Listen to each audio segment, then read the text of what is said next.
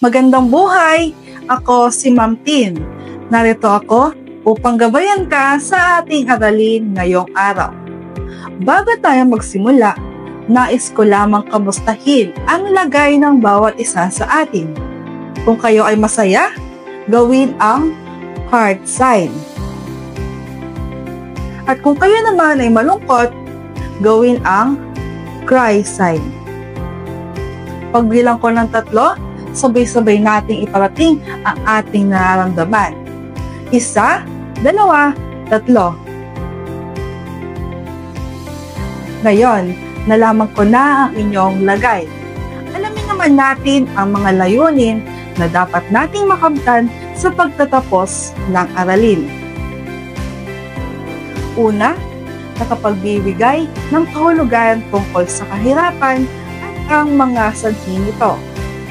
Pangalawa, nasusuri ang akdang tungkol sa kahirapan. At pangatlo, nakapagbibigay ng sariling pananaw o opinyon sa mga nakikitang kahirapan. Nalaman na ninyo ang ating layunin. Handa na ba kayo? Tara na't makinig, mamulat at maghayag para sa panibagong kaalaman tungkol sa asignaturang panitikan at lipunan. Ngunit bago ang lahat, para sa inyo, ano ang kahirapan? Magaling! Ang kahirapan ay tumutukoy sa kalagayan o katayuan ng isang tao. Ngayon, sa palagay nyo, tungkol saan kaya ang ating tatalakayin? Tama! May kaugnayan sa kahirapan ang ating paksa ngayong araw. Ang paksang tatalakayin natin ngayon ay panitikan hinggil sa kahirapan at ang akda na ating tatalakayin ay ang Kanino Ko Ibubulong ni Rogelio L. Ordonez. Ngunit bago ang lahat, bigyan na muna natin ng mas mababaw na pagpapakahulugan ang mga salitang maaaring maging palakid sa inyong pagkaunawa. Kapag nakikita o naririnig ninyo ang mga salitang ito, una, alimura. Ano kaya ang ibig sabihin nito? Ang ibig sabihin nito ay mapandibak na pananalita o mapang-uyang. Sumunod, ang salitang karinlan. Ano kaya ang ibig sabihin naman nito? Ibig sabihin nito ay kadiliman. Ang panghuli ay ang tagulaylay. Ano kaya ang ibig sabihin ng salitang ito? Ang ibig sabihin nito ay matandang awit ng kalungkutan at katagalugan. Ngayon, nalaman na ninyo ang mas mababaw na kahulugan ng mga matatalinhagang salita. Talakayin muna natin kung ano nga ba ang kahirapan. Ano nga ba ang kahirapan? Ang kahirapan ay tumutukoy sa kalagayan o katayuan ng isang tao na walang isang halaga ng mga pag-aaring material o salapi. Maliwanag na ba sa inyo kung ano ang kahirapan? May tanong ako sa inyo. Alam ba ninyo ang commune na ito? Ang commune ay isang katipunan ng panitikang maralita. Natitipon dito ang iba't ibang sulatin hinggil sa isyu ng maralita, tulad ng karapatan sa pabahay, paglaban sa demolisyon, kahirapan, adhikaing pagbabago ng sistema, pagsusulong ng sosyalismo, at iba pa.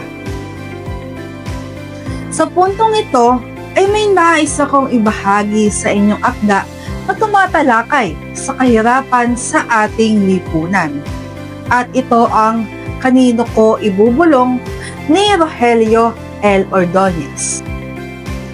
Ngunit, kilalanin muna ninyo kung sino si Rogelio L. Ordonez. Si Rogelio L. Ordonez ay isa sa 5 author na makasaysayang koleksyon ng mga maikling kwento na may pamagat na mga agos sa disyerto. Ang kaniyang panulat ay mapanuri at mapamuna sa mga katiwaliang nagaganap sa lipunan. Ngayon ay nakilala na ninyo si Rogelio Ordonez. Panahon na upang alamin ang nilalaman ng kaniyang akda. Ang akdang Kanino Ko Ibubulong na isinulat ni Rogelio L. Ordonez ay isa sa makapangyarihang tula na naglalaman ng malalim na pagninilay sa kalagayan ng mga tao sa laylayan ng lipunan. Binibigyan nito ng tuwa at kasakiman ang mga isyong hindi naririnig ng nakararami. Ngunit patuloy na nararamdaman ng mga mahihirap na naghihirap sa ilalim ng isang hindi pantay-pantay at hindi makatarungang lipunan. Sa akdang ito, ipinapakita ni Ordonez ang mga saloobin, hinagpis at hinaing ng tao na hindi binibigyan ng tamang atensyon ng mga may kapangyarihan. Ang akdang ito ni Rogelio L. Ordonez ay isang masusing pagsusuri ng kalagayan ng mga mahihirap sa ating lipunan at ng sistema ng mga kapangyarihan sa ating bansa. Ang tula ay naglalaman ng mga hinaing, diskriminasyon at paghihirap ng mga tao sa laylayan na hindi naririnig. Binibigyang pansin ang mga problemang patuloy na hinaharap ng mga mahihirap at ang hindi pagkapantay-pantay sa lipunan.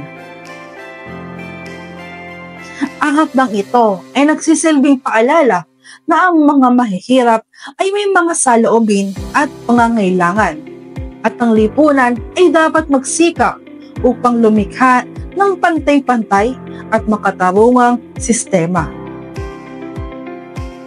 Suriin nating mabuti ang tulang ito. Ang tulang Kanino Ko Ibubulong ay isang matapang at mapanuring akda na tumatalakay sa paghihirap, pang-aapi, at kawalang katarungan sa lipunan.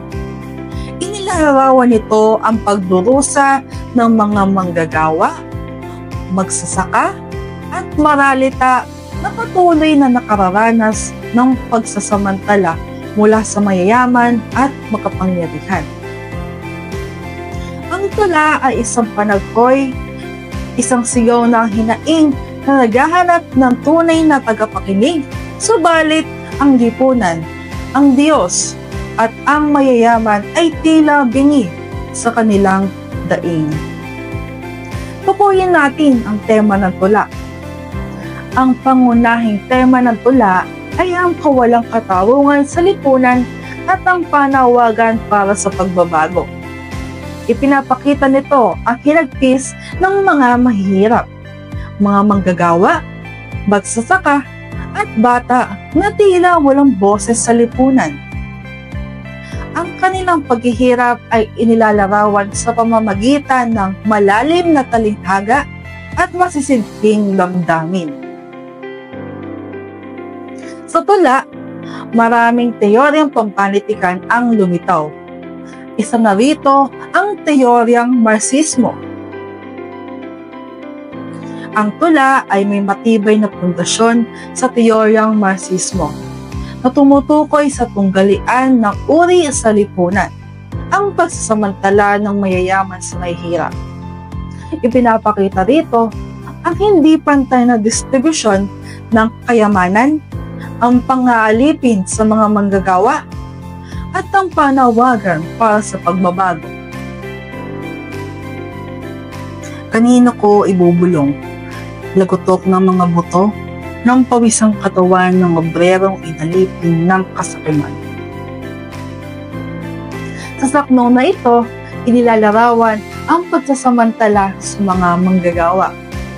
Ang kanilang katawan ay nasisira dahil sa labis na trabaho, habang ang kanilang pinagpapaguran ay napupunta lamang sa mayayamang kapitalista. Sumunod na teoryang lumitaw rito ay ang teoryang sosyolohikal. Sinasalamin ng tula ang kalagayan ng lipunan kung saan may matinding agwat sa pagitan ng mahirap at mayaman. Ipinapakita rito kung paano hindi naririnig ang daing ng mga naaapi. Maririnig kaya ito ng Diyos na Abraham o ng uring mayamang walang pakiramdam? Maulinigan kaya ito ng binging lipunang namanhid na yata ang budhit isipan? Sa bahaging ito, tinatanong ng persona kung may nakikinig ba sa kanilang hinanakit. Pinupunan niya ang Diyos, ang mayayaman, at ang lipunang naging manhid sa pagdurusa ng mahihirap. Lumitaw rin ang teoryang realismo sa tulang ito. Inilalarawan ng tula ang totoong kalagayan ng lipunan, ang gutom, kahirapan, at pang-aapi. Walang pinalabnaw o pinaganda sa paglalarawan ng realidad. Kanino ko ibubulong? Hinagpis ng munting mga daliring nagkakalkal ng basurahan para magkalaman ang tiyan. Isang matinding larawan ng kahirapan at kawalang pag-asa ang ipinapakita sa saklong na ito. Ginagamit ang imahe ng isang batang namumulot ng basura upang ipakita ang kawalan ng katarungan sa lipunan.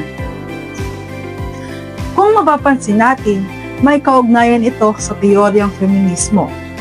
Bagamat hindi direktang tungkol sa kababaihan, ang tula ay maaari ring suriin sa lente ng feminismo dahil ipinapakita nito ang pagsasamantala sa maralita, kabilang ang kababaihang manggagawa at ina. Sa lipunan, ang kababaihan ay madalas mas naapektuhan ng kahirapan.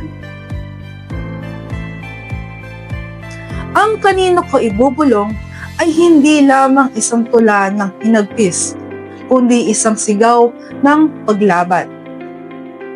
Ipinapakita nito ang kawalang katarungan sa lipunan, kung paano ang mahihirap ay patuloy na pinagsasamantalahan at kung paano sila naghahanap ng tunay na tagapakinig.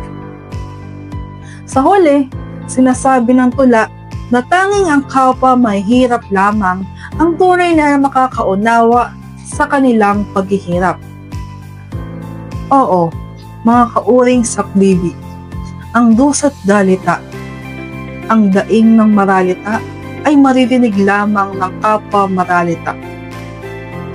Ang tulang ito ay isang malakas na panawagan sa pagkakaisa ng mga inaapi upang lumaban para sa kanilang karapatan.